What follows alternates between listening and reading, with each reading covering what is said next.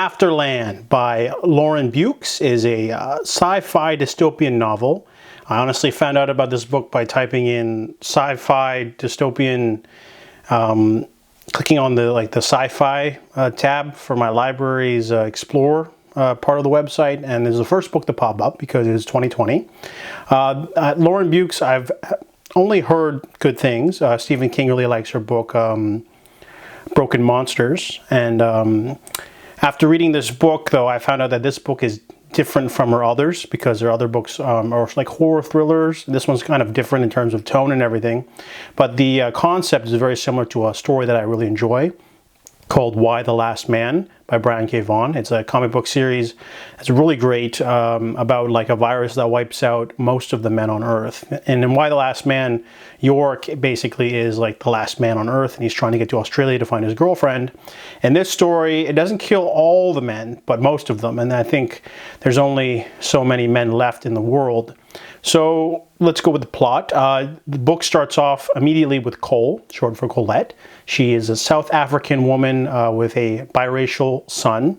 Miles is 12, almost 13, on the cusp of puberty. However, the virus has ravaged the entire world. We get this through flashbacks. The first half of this book is more cutting back and forth between, you know, life before HCV, after, and of course the rip-roaring opening in which Cole betrays her sister Billy and then absconds with her son, and they escape from a government facility where scientists are trying to sort of study the immune men to find out if they can create a a cure or a vaccine, I guess. So the book turns into a road trip adventure of sorts, and the book, I really wanted to like this more than I did. The book is only good, it's not great.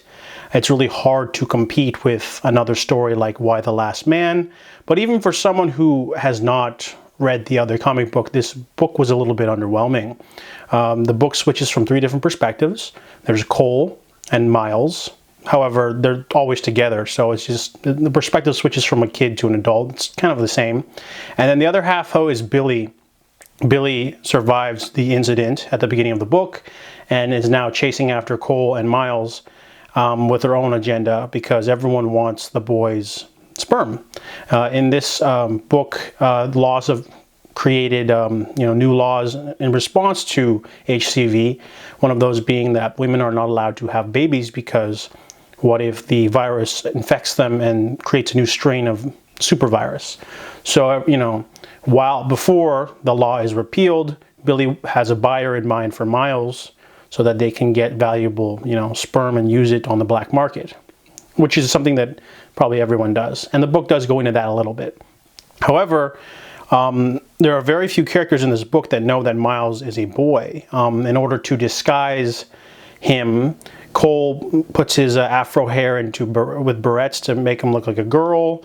He wears girls' clothing. He hasn't hit puberty, so he looks kind of gangly, and I guess his voice hasn't cracked yet. So most of the people just assume that Miles or Mila is a girl. And the book doesn't do a good job of exploring, that sort of cross-dressing trans theme. It's touched on a little bit, but not enough to my liking.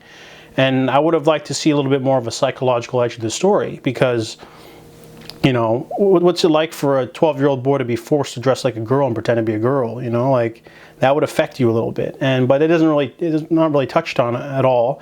But there are also some interesting moments where Miles gets attracted to older women because he's on the cusp of puberty, and he bumps into a lot of female characters that turn him on. But that also isn't explored either. I mean, it's just touched upon. This book teases you a lot with all these different things. There's even a middle section of the book that has a reporter interviewing men that have survived, so you get a little bit of world building. And there's a lot of world building in the beginning of the book, but there isn't much of a threat.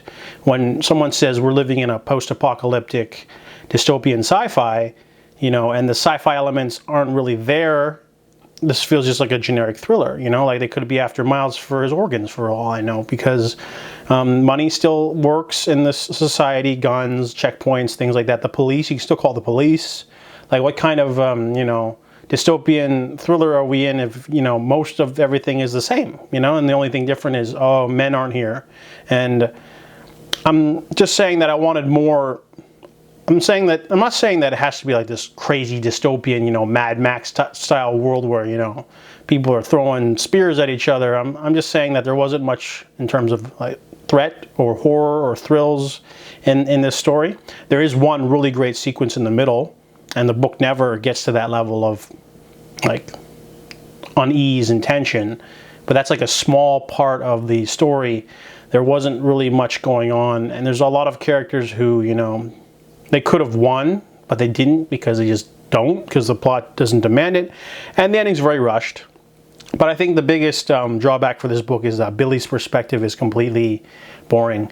Every time it switches back to Billy's perspective, she's, you know, whining, or she's with people she doesn't want to be with, and it's just, you could cut out her entire storyline probably, or just if you would have killed her off at the beginning of the book, it wouldn't have made a difference for how this book turns out, because they don't affect the plot very much, and the ending's very rushed. I do love the ending monologue for the characters, really great stuff, but overall, yeah, it is, the ending, you know, the ending doesn't feel earned, for one thing, and there isn't much in terms of thrills. There's that one sequence I mentioned in the middle. There's a lot of just, you know, driving around, and, you know, just the first half of the book is more interesting than the second half, and I feel like the author did not want to, maybe they didn't have enough time, because this book's already 400 pages, but it didn't dive into the many cool socio and, you know, economic and political and psychological elements, you know, such as, you know, pretending to be a girl, you know, the effect it has on desperate women who want to have children, you know, like, you know, people being desperate in general, you know, like, all the characters in this book don't want to, they're very squeamish, you know, they don't want to, oh, guns scare me, and both characters are like that, though. You'd think one of them would not be, because if you have a gun, you have power. Book doesn't explore that either. There's a lot of stuff that just is left off on the table, and I didn't like that. You know, they could have had more juicy themes, had more stuff going on. Overall, this book, you know, I still finished it, but it was a very standard, you know, thriller. I felt it could have turned up the sci-fi dystopian elements a lot more. So Afterland is a simple read. I enjoyed it, but also another con is sometimes the inner monologues that the character talks about, like any character, feels like it's trying too hard to be hip and cool, you know, like using memes or you know, song titles, things like that. It just, there's a lot of like, it feels, I don't know if I can find an example immediately, but it'll be like, you know, the equivalent would be like you go to buy a coffee at a store or a shop, and the cashier's really rude to you, and you're in the inside, you're thinking like, man, what's wrong with you, bitch? But instead you say, thanks, you know, but instead of saying, you know, what's wrong with you, bitch, you try to say like, honey, don't you dare do that, you know, or like, look what, you know, like a Taylor Swift reference or something. It just, the book tried to do that a lot, and I don't know if it was like trying to, using the pop culture reference was trying to make you like the characters more or something, but it felt a little bit cringy, you know, like trying too hard to be hip and young and cool. But either way, Afterland, I'm going to give it a 2.5 out of 5.